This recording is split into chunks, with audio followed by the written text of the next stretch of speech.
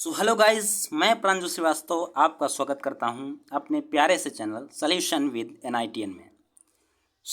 आज का हमारा टॉपिक है dipole in a uniform external field. प्यारे, इस टॉपिक को शुरू करने से पहले हम एक छोटा सा गीत आपको सुनाते हैं और फिर इस टॉपिक को अच्छे से समझाते हैं। ओ मेरे दिल के चैन, चैन आए मेरे दिल को दुआ कीजिए। ओ मेरे दिल के चैन। जिनको जिनको ये सॉन्ग अच्छा लगता है वो कमेंट करें। स्टार्ट करते हैं अपना टॉपिक। अपना टॉपिक है dipole in a uniform external field. बहुत ही प्यार से पढ़ेंगे इस छोटे से औजार के साथ। ये छोटी सी पेंसिल है, इससे पढ़ेंगे हम लोग। टॉपिक है अपना dipole in a uniform external field और मैंने यहाँ पर फिगर ड्रॉ कर दिया है अच्छे से। बने रहिए इस वीडियो के अंत तक और इस पूरे टॉपिक को समझिए अच्छे से अपने बड़े भाई प्रांजल भैया के साथ। ये इलेक्ट्रिक फील्ड का जो डायरेक्शन है वो हमारे पास ये है इलेक्ट्रिक फील्ड का डायरेक्शन। और ये एक 2a लेंथ का मैंने AB नाम का डाइपोल ले रखा है। डाइपोल की जो -q एंड +q चार्जेस हैं इंड्स पे। इसकी जो P वेक्टर की डायरेक्शन है, P is a dipole moment of dipole. इसकी डायरेक्शन है ये, ठीक है, ये P वेक्टर की डायरेक्शन है और ये एंगल बना रही है थीटा E वेक्टर के साथ, राइट। इस तरीके से ये एंगल अपने पास क्या है, थीटा है, ठीक है। तो इसके एक चार्ज Q पे जो फोर्स लगेगा वो F = QE लगेगा। दूसरा जो फोर्स लगेगा F = QE लगेगा, बट वो डिफरेंट डायरेक्शन में लगेगा, अपोजिट डायरेक्शन में लगेगा। ये वाला जो फोर्स है वो इधर लग रहा है एंड ये वाला फोर्स इधर लग रहा है। तो कुछ ये इधर खींचेगा, कुछ ये इस तरफ खींच रहा होगा। अपना जो डाइपोल घूमेगा वो इस तरीके से घूम जाएगा, ठीक है, रोटेट कर जाएगा। तो ये रोटेशन जो है इसी को मैं बोलता हूँ टॉर्क। तो अगर डाइपोल किसी यूनिफॉर्म एक्सटर्नल इलेक्ट्रिक फील्ड में रखा है तो बेटा जी क्या होगा, उस डाइपोल पे एक टॉर्क वर्क करेगा। उस टॉर्क को की वजह से डाइपोल रोटेट कर जाएगा। टॉर्क का जो रिजल्ट आएगा ये आने वाला है। ये कैसे आ रहा है मैं आपको बताता हूँ। यहाँ पर जो डायरेक्शन बनेगी टॉर्क की, ये थंब आपका नीचे रहेगा इनसाइड द पेपर एंड इस तरीके से परपेंडिकुलर रहेगा पेपर के, और ये थंब आपका इस पेपर के इनसाइड चला जाएगा, ठीक है, इस तरीके से, ठीक है। आपको क्लियर समझ में आ रहा होगा मेरे ख्याल से। इस फिगर को आप मन में बसा लीजिए, इसी से हम लोग करने वाले हैं पूरा का पूरा डेरिवेशन। मैं आगे बढ़ रहा हूँ इस छोटे से पेंसिल के साथ। तो डाइपोल मोमेंट ऑफ डाइपोल है अपने पास P वेक्टर एंड ये छोटा सा डिस्क्रिप्शन आप इस फिगर के लिए दे दीजिएगा तो आपको मार्क्स कटने की कोई गुंजाइश नहीं रखनी है, ठीक है। We are taking a permanent dipole EB having ±q charges on its both ends. Force due to electric field on Q is F = QE and force due to electric field on -Q is F = QE. Okay. Net force on dipole will be QE plus -Q.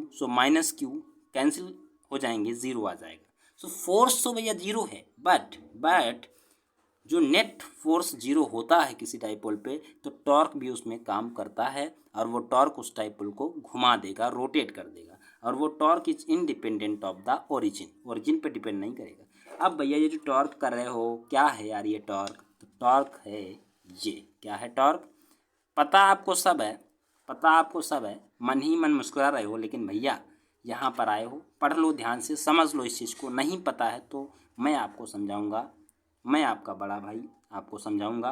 Torque क्या हो सकता है, its magnitude equals to the magnitude of each force multiplied by the arm of the couple. What is the arm of the couple? Mean by arm of the couple is perpendicular distance between the two anti parallel forces, ठीक है। जो parallel और anti parallel हैं forces, उनके बीच की perpendicular distance जो होगी उसको मैं बोलूँगा यहाँ पे मल्टीप्लाई करा दो किसके साथ, फोर्स के साथ। भैया टाउ हो गया, ये एफ है, एफ हमको पता है, F = QE लग रहा है अपने पास, तो QE है ये and this is 2a sin theta. 2a sin theta कैसे आया, कहाँ से आया, मैं आपको समझाता हूँ। ये है अपना प्यारा सा फिगर और इस फिगर में आप ध्यान से देखिएगा ज़रा। 2a आपके पास ये है, राइट, 2a ये है एंड ये जो पी वेक्टर है वो थीटा एंगल यहाँ पर क्रिएट कर रही है किसके साथ, ई वेक्टर के साथ।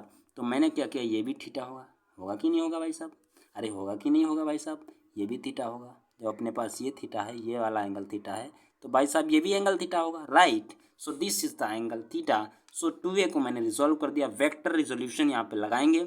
If you are not understanding this resolution of vector, so please comment on this video. I will make a particular video for vector resolution. Okay, so अगर वेक्टर जो हिंदी मीडियम के जो बच्चे हैं वो भी टेंशन बिल्कुल ना लें भैया, उनके लिए भी मैं चैनल पे वीडियोस ले आऊँगा।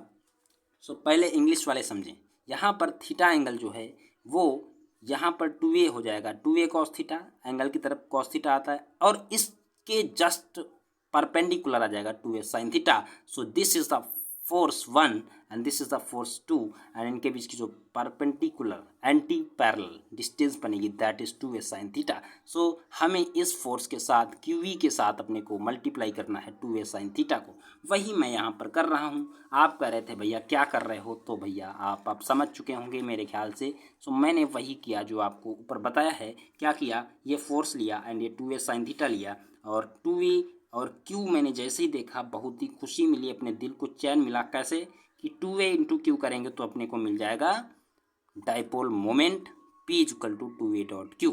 सो 2a डॉट Q को मैं P लिख सकता हूँ, अरे लिख सकता हूँ कि नहीं यार, तो E साइन थीटा यहाँ पे, ठीक है। तो E और P और साइन थीटा आ गया। टाउ जो है वो अपने पास होता है टॉर्क, टॉर्क जो होता है वो अपने पास वेक्टर क्वांटिटी है। So torque equal to P cross E, vector multiplication of the vectors is vector, ठीक है, वेक्टर क्वांटिटी मिल गई। अब इसकी डायरेक्शन भी आपने देख लिया, तो ये अपना रिजल्ट आ गया P क्रॉस E। तो भैया अगर आप ये डेरिवेशन समझ पाए होंगे तो इसमें 3 केस बनने वाले हैं आगे चलकर, तो आपके दिमाग का दही ना हो इसलिए थोड़ा सा रेस्ट ले लें और इस पूरे के पूरे फिगर को कृपया ध्यान से देखें। भैया बने रहिए हमारे साथ, लास्ट तक वीडियो को देखिए, आपको सारी चीज़ें समझ में आ जाएंगी, कहीं और जाने की ज़रूरत नहीं है बेटे, ठीक है। So torque equal to P cross E। मैं आपको 3 यहाँ पर केस लेकर दिखाता हूँ क्या हो सकता है इस डाइपोल के साथ। तो भैया बहुत ही साधारण ढंग से मैं आपको समझाने का प्रयास कर रहा हूँ, आपको ऐसी वीडियो कहीं भी मिलने वाली नहीं है। तो बने रहिए हमारे इस प्यारे से चैनल पे सॉल्यूशन विद NITN के साथ, ठीक है। सो ये है अपने पास इलेक्ट्रिक फील्ड की डायरेक्शन, राइट। मैंने कहा जो केस 1 है वो है P in the same direction of E। अगर P की डायरेक्शन ये है एंड E की डायरेक्शन भी सेम है इसी तरफ, ठीक है। ये अपनी इलेक्ट्रिक फील्ड है, अपने को पता है, समझ गए भैया, ठीक है। ये माइनस क्यू, ये प्लस क्यू, तो भैया minus Q two plus Q होता है अपने पास P moment, right, dipole moment. Minus Q two plus Q वो भी इधर ही जाएगा, तो इलेक्ट्रिक फील्ड भी इधर ही एंड P वेक्टर भी इधर ही। तो जब सेम डायरेक्शन होगा तो भाई साहब आपको हमेशा पता होना चाहिए उनके बीच का जो एंगल बनता है वो क्या बनेगा, थीटा इज इक्वल टू 0। तो मैंने भैया अपने फार्मूले में इस फार्मूले को आपको रट के रखना है एकदम भैया। तो P साइन थीटा में मैंने 0 रख दिया, साइन 0 की वैल्यू 0 होती है, इसलिए जो टाउ आया, टॉर्क आया, उसकी वैल्यू आ गई 0।